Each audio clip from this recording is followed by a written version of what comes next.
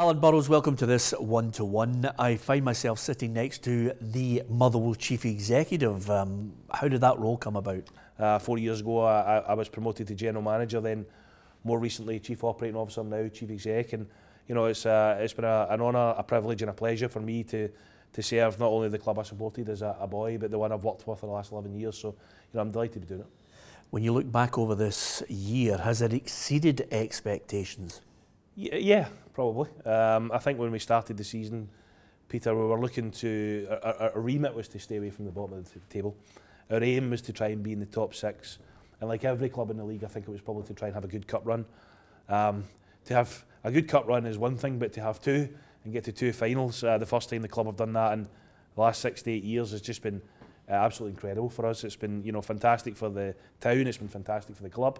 You know, and it's only their second year of fan ownership, so you know, everybody knows that when you get to cup finals, the trip along the way, you know, is lucrative financially as well. So you know, all in all, it's been fantastic for us. I think you've handled with great credit the approach to the cup final. Some people could have said, look, it's a 50-50 split.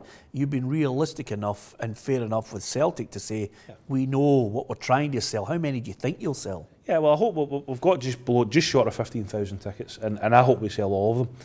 But what we've agreed with Celtic and the Scottish FA is that we'll do it in a sensible manner. We'll sell from the south, I stand at the Hampden, as you know, working round to the north. And we've agreed with Celtic and the Scottish FA that after a period of time, the 8th of May, if we haven't sold the two tickets, then blocks B4 and B5 will shift over to Celtic. And we've done that for the Betfred Cup final as well back in November. And I think that's fair. You know, I should praise both the Scottish FA and Celtic. I think they've been fair to us. You know, they recognise that we don't get in cup finals all that often. So when we do, it's a big event for the town and the club. And I think, you know, in response to that, I think we've tried to be fair to Celtic, and we recognise that obviously they're a huge club and they've got a large season ticket base, a lot of people who go week in and week out. So I think we've tried to be fair as we can, and between the two clubs who have got good relationships, we've managed to come up with a sensible solution that everybody, I think, is happy with. The cup final itself offers not only the chance of European football, but it's again a chance to etch yourselves into a bit of history. These players must know what's at stake. I look back and I think, you know, Maxwell, Nyholt, O'Donnell, Cooper, you know, Kirk, Colin O'Neill, all of these guys are etched in the club's history. Yeah, absolutely. And you know, you've been around this area for a long time. You know, guys like that are immortalised. They'll be remembered forever. I mean, we've only won the cup twice. We've only won it in 1952 and 1991. So, and both teams are remembered with such fondness and such legendary status. So yeah, I mean, these guys have the opportunity to chisel their name into Motherwell folklore and into history, and you know, and it's a huge burden and responsibility for the players, but it's also a huge opportunity for them as well. You know, I've been delighted to work with the guys this year. They're a credit to themselves and how they've gone about their work on a day-to-day basis. They're a brilliant group of players, and I would be so happy for them if they could go on and do that. You know, it would be amazing for the football club, and obviously amazing for me personally doing the job that I'm doing, to be involved. And a team that could win the Scottish Cup would be fantastic, beyond my wildest dreams. So fingers crossed for 19th of May. Yeah, and with that in mind, this squad has been a complete turnaround under Stephen Robinson. I mean, how difficult was it financially to try and accommodate the manager's hopes and dreams? Yeah, listen, we brought Stephen in, Peter, knowing that it was going to be a huge rebuild. It was more of a revolution than an evolution in a sense. You know, the squad that we had with so many guys had served us so well for so long. You think of Stephen Hamill, Stephen Pearson, Keith Lasley, James McFadden and others who had been at the club for a long, long time. But I think we all recognised after a couple of seasons of struggling that we probably needed to freshen it up a little. I think over the course of the last two windows, that's amounted to almost 20 players, which is a huge turnaround. I think a lot of managers, I've heard a lot of managers say this, that I think Stephen deserves a huge amount of credit for actually managing to gel that amount of people together in such a short space of time. But you know, I think that's credit to him and the recruitment, that they're trying to get the right characters. You know, when you're building so many guys together new, it's important that everybody has the right mentality to work in that group together. And I think he's managed to do that really well. But so it's huge credit to him and the management team, and obviously massive credit to the players themselves that they've come in. And I hope, and I would like to think certainly, that the club ethos and the feeling you get when you come around Fir Park helps people settle in that way. So it's been a good last 10 or so months. Twofold on the manager. Did you think it was a gamble, and do you think you can hold on to him? Gamble. Every manager appointment is a sort of a gamble. You know, there's some are more of a gamble than others. You take more high risk strategy than other. But listen, I'd worked with Stephen, obviously, you know, as an assistant to Mark McGee, previously to that, an assistant to Ian Barraclough, and I could see in him really, you know, the qualities required to be a manager. He was unbelievably determined, extremely focused, really good on the training ground, honest. He ticked a lot of boxes, but he also had an idea of what the club's vision was about. I described him recently in a newspaper interview as a manager from the old school, if you like. You've got a good reputation for what you're doing for Motherwell, whether it be general manager or chief executive. What would you like to see for the betterment of the Scottish game that isn't happening at the moment on a whole? That's a good question. I really, really think what we need to do is have a conversation amongst all the stakeholders, and by the way, a huge part of that is the supporters, about almost a blank sheet of paper debate about let's have a look at all these various things that we don't do at the minute. Is the league size right? I don't know. Is the calendar that we play right? I don't know. Is the current situation in the league set up the correct format? Is the distribution model right? Is the TV deal right?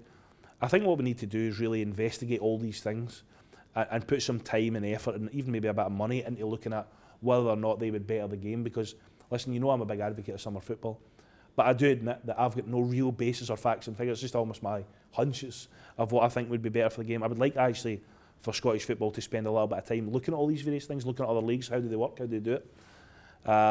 Because I think in order to really convince fans of change, you need to do things that are a little bit radical. My mum always used to say to me, if you always do what you always did, you'll always get what you always got. I'm glad I got that right. So, you know, I think it's time really for us to just have a bit of blue sky thinking.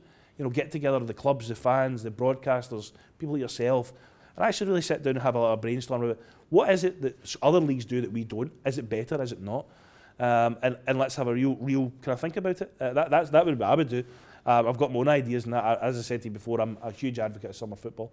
I would love us to change the calendar and match most of the other Northern European clubs. I know that doesn't suit some clubs. It takes us out of kilter with a lot of the kind of major European leagues, but I really think it's worth looking into at the very least. You know, a feasibility study in it, and amongst other things. So yeah, my real desire would be to get everybody together, blank sheet of paper, and let's talk through all the various permutations of how it works. Some will rule out, some might work for us, but there's not been a debate, Peter, that's had that probably since at least 2012, when the SPFL was formed after the merger of the SFL and the SPL. And I think it's probably time we need to do that again. We've had 5 or 6 years now of it. You know, Rangers are back in the top league, Hearts and Hibs are back in the top league. And I now think it's time that let's have a sit down again and let's reflect on where we are and where we're going to go over the next couple of years. Final statement to the Motherwell fans who are getting ready for a cup final and for the future. What do you believe you're offering them that they can also buy into? Is that almost like a mission statement of the way ahead? Yeah, it's funny. We're working on the season ticket campaign at the minute, so that's quite timely. Listen, what we're going to try and sell to people this year is that, exactly as you and I talked about earlier on, last year was real transition. There was a lot of change, and we think we've managed to build ourselves a real foundation here. We've got to 2 cup finals. We might still win one. We could possibly be back in Europe. We hope that our summer recruitment drive will be tweaking rather than, you know, changing the whole thing. And what I want to say to them is, if you can get behind us, if you can back us the way you have all season, get your season tickets, get your strips, get to the cup final. All it does is allow the club to be more aggressive in what it's doing in terms of its transfer policy, in terms of the things and the improvements we're trying to make around the ground. And I would like to think that all the fans who have came this season will see a team who don't win every week. Sometimes we go out and we don't play well. And that's the nature of operating a team in this budget. But what you do always get for them is hard work, endeavour, passion. And those guys, I think every single week, I don't think there's many Motherwell fans that could look at it and say, I don't think that they really put all on the line for the club. And as a supporter, and that's what I'm first and foremost for Motherwell, that's what I want to see. I want to see the guys leaving everything out in the park, and we get that. So we're there, but with the supporters backing, more people that come along, then, you know, I think we can grow that even. Finally, and I hope I'm not crossing the line here, your wife's expecting a baby. Yeah. Will you be a chief executive, first of all, who will literally bore the pants off your boy or girl with the memories of the 2018 Cup final victory over Celtic? I hope so. It's a wee girl, so she might be bored just listening to that anyway. But yeah, I hope so. It could be a special summer for me. It could be, you know, a cup win and a healthy, happy little baby would be absolutely magnificent. My wife Emma's had a fun 8 months so far in her pregnancy. It started off a little bit bad, but got better towards the end. So, listen, it's an exciting summer for me. I hopefully both finish off with some really happy memories.